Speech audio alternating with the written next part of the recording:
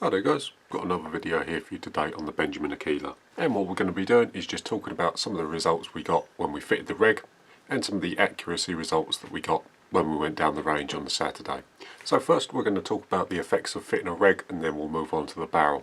Now I just want to say that it has really surprised me at what fitting a reg to this rifle has done. It's taken a rifle that was doing about 50 shots at a usable power setting and transformed it into one that will do 240 shots from a fill. So fitting a reg to this rifle has increased the shot count 5-fold. And we're seeing some really promising figures from the Regulator.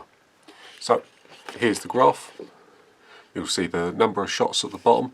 So at the bottom here we're just getting under 250. This one was 240 and that's shots per fill. So this is from a 200 bar fill and we're getting 240 shots now. I chronoed this with heavies, so the power's running around 11.5 to 11.7. I may knock that down a bit, that's a little higher for my liking, but it was shooting surprisingly well. The graph does look a little spiky, that's only because I've used quite a fine resolution for the graph. And with only 2 shots removed from the entire shot string, we're getting a spread of 15. The 2 shots that I removed were extreme lows and were very obviously damaged pellets. One was around the 670 mark and the other one was down below 500, so I don't quite know what happened there. But I decided to omit them from the results. But all other shots were included in this, and I'm really quite happy with how it's performing. A 15 feet per second spread over 240 shots is fantastic, and the Robert Lane reg in this rifle has transformed it. And then this is the graph before we fit the reg. So we've got shots on the x-axis and feet per second on the y. Now this was chronoed with JSB Exact 844s, so we started off about 780 feet per second at full fill, and then as this rifle was originally unregulated, we see the power drop as bottle pressure decreases. Now we shot this way below what we would normally consider a usable power setting, and we settled on around 50 shots, which brought us to 740 feet per second. That's around 10.5 foot-pounds of energy.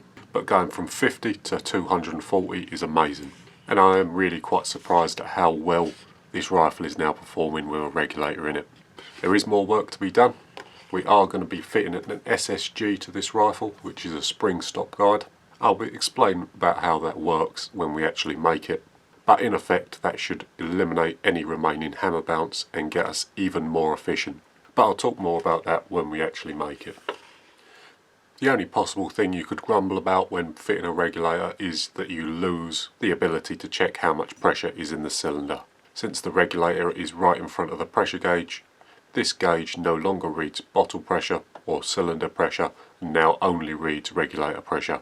It's fairly obvious when you come off reg as the power just steadily decreases, so you'll see your pellets starting to walk their way down the paper. But apart from that, there is absolutely no downside to fitting a regulator to this rifle. Some people will argue that it makes the rifle harder to work on or more complicated, but when you get such a night and day difference when fitting a regulator, to me it's always worth it. Right then, next up we'll talk about the barrel. From the last shooting video, we polished the barrel, we especially concentrated on the lead and the choke, and I can safely say I think we've made it better. It still needs a little more, but at the closer ranges, 30 yards and 40 yards, the rifle is performing absolutely fantastically. We're seeing single hole groups at 30 yards all the time. At 40 yards they become a little less consistent but still very common, and the groups at 50 are really starting to tighten up now. Right then, so this is the 30 yard target and we've got these targets down the bottom there.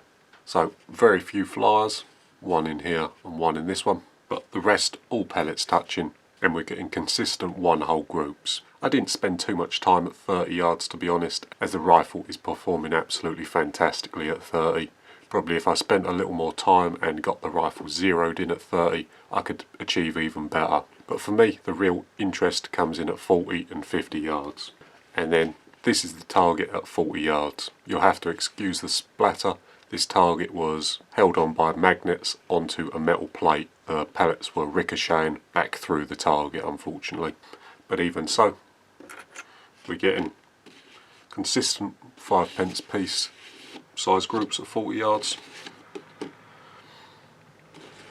Pretty much every single one.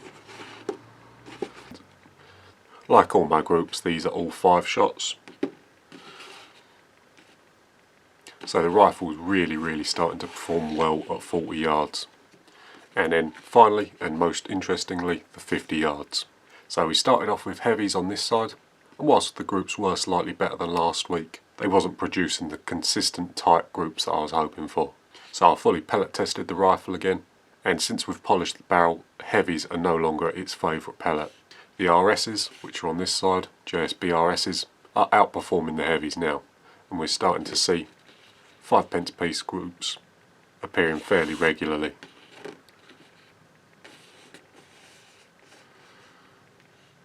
Most of these groups are under or very near. This one's very near, not quite a 5p piece. Same with that one. But most of the groups here are at or near a 5p piece sized. Some are under, some are very slightly over. But we're seeing promising results, which is the main thing. And then this is the progress of the rifle so far.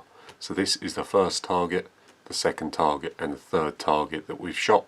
So this one here, our best group is here. This was the best group of the day by far, and I could not replicate it. All of the other groups at 50 yards were these style groups here. The second week after the first barrel polishing, we started to get some more consistent groupings. Although we're still plagued with the flyers in pretty much every group. Although from the first barrel polish we start to see some promise, and the 5p piece actually covers some of the groups. Only 1 or 2. And then this week we see another small improvement. The flyers have come a lot closer to the main groupings, and with suitable pellets we're starting to see some good groups appearing. Right then, so I'll show you some groupings and we'll start to talk about what's next for the rifle. Right then, we're set up in Pete's, and this is the back wall at 50 yards. We're starting off with the heavies on the left hand side, then we'll move to the RSs which are on the right. So whilst you're watching me shoot, I just thought I'd talk about some future plans for the Akela. So first off, I just want to say I'm thoroughly impressed by how well this rifle's turning out. You never really can guarantee what you're going to get when you buy one of the more budget end rifles, and this one certainly wasn't absolutely fantastic out the box. We've had to do a little work to it, and we've had to buy a reg, but I can safely say to this point we haven't done anything to the rifle that I would consider difficult or requiring any specialist machinery or skill.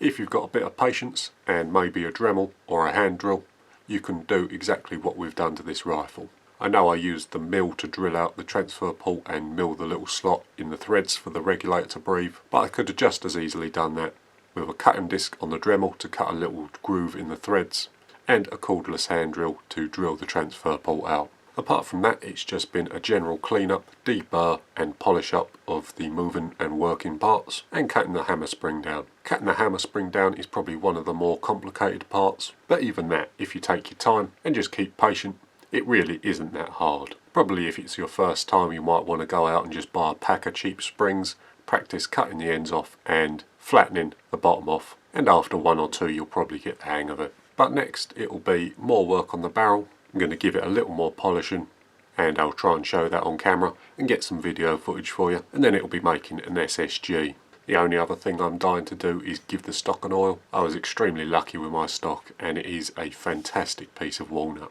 I'm not quite sure how I'm going to do it yet, maybe Danish oil or true oil, but whatever I end up doing it with I'll definitely document it for YouTube.